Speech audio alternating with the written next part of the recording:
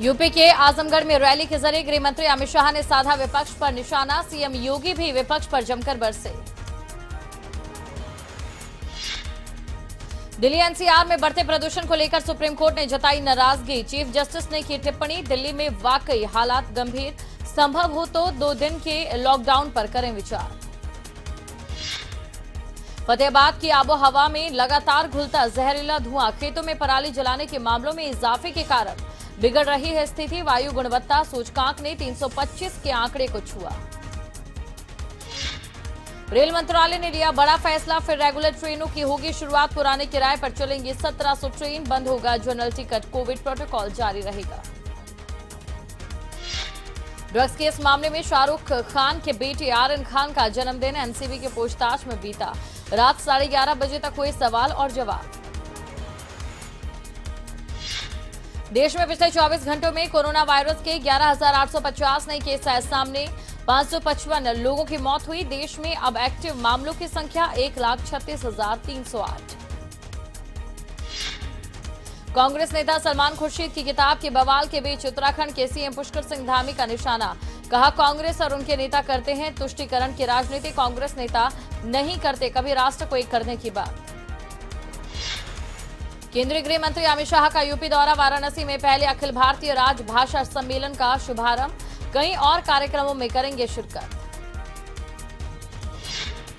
मेरठ में आज असदुद्दीन ओवैसी की जनसभा हुई स्थगित, प्रशासन ने नहीं दी ओवैसी की रैली को अनुमति। यूपी के कानपुर के बाद मेरठ में बढ़ता डेंगू का कहर, जिले में 10 नए केस आए सामने, एक्टिव केस बढ़कर हुए 67। किताब विवाद पर सलमान खुर्शीद की सफाई, हिंदुत्व को कभी आतंकी संगठन नहीं कहा। मैंने किताब में लिखा कि जो लोग हिंदू धर्म का दुरुपयोग करते हैं वो आईएसआईएस और बोको हराम का समर्थन करते हैं। मेरी किताब में आतंकी शब्द ही नहीं है। सुप्रीम कोर्ट की सख्ती का नजर आ रहा असर।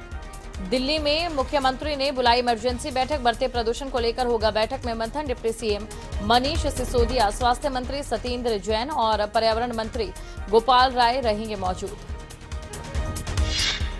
फरीदाबाद की पर्वतीय कॉलोनी में मनी ट्रांसफर की दुकान में लूट, नकाबपोश बदमाशों ने हथियार के बल पर लूटे 80,000। सीसीटीवी कैमरे में कैद हुई वारदात। धर्मनगरी कुरुक्षेत्र में डेंगू का बढ़ता दंश, आंकड़ों की बाजीगरी में उलझा विभाग। स्वास्थ्य अधिकारी बोले, अब तक डेंगू के महज 124 कंफर्म केस। पलवल में नई दिल्ली से झांसी की तरफ जा रही ताज एक्सप्रेस की बोगी से उठा धुआं, यात्रियों में मचा हड़कंप। पसावटी रेलवे स्टेशन पर टेक्निकल जांच के बाद ट्रेन को रवाना किया गया।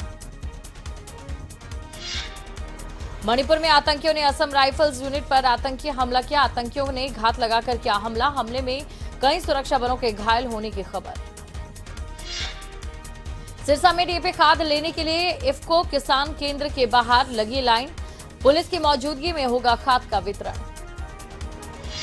हिमाचल बीजेपी के नेता महेंद्र ठाकुर और रामलाल मारकंडा को बुलाया गया दिल्ली। दिल्ली में जेपी नड्डा से मुलाकात करने पहुंचे। उपचुनाव के नतीजों समेत अन्य मसलों पर चर्चा संभव। शिमला के संजौली में इंजन घर इलाके में मकानों में लगी आग, कड़ी मशक्कत के बाद आग पर काबू पाया गया। हरियाणा में एक बार फिर बड़ा प्रशासनिक फेरबदल, 7 आईएएस अधिकारियों के हुए तबादले तो 17 एचसीएस अधिकारियों के भी हुए तबादले।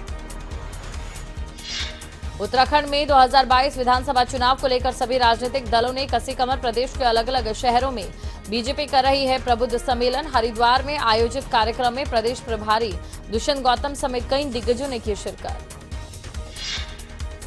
भिवानी में 18 और 19 दिसंबर को एस्टेट परीक्षा होगी आयोजित। 25 नवंबर से अभ्यर्थी कर सकते हैं ऑनलाइन आवेदन। विद्यालय शिक्षा बोर्ड के चेयरमैन ने दी जानकारी। पिथौरागढ़ दौरे पर सीएम पुष्कर सिंह धामी, सीएम ने सोशल मीडिया पर शेयर की तस्वीर। सीएम ने मॉर्निंग वॉक की तस्वीर की शेयर। वॉक पर कई बच्चों से सीएम ने की मुलाकात।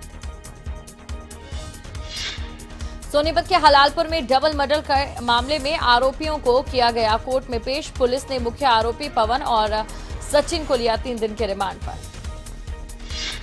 पानीपत में फॉगिंग मशीन वितरण समारोह में पहुंचे डिप्टी सीएम दुष्यंत चौटाला। दुष्यंत चौटाला बोले, हरियाणा पहला राज्य बना जब गांव-गांव में सरकार ने फॉगिंग मशीन भेजी।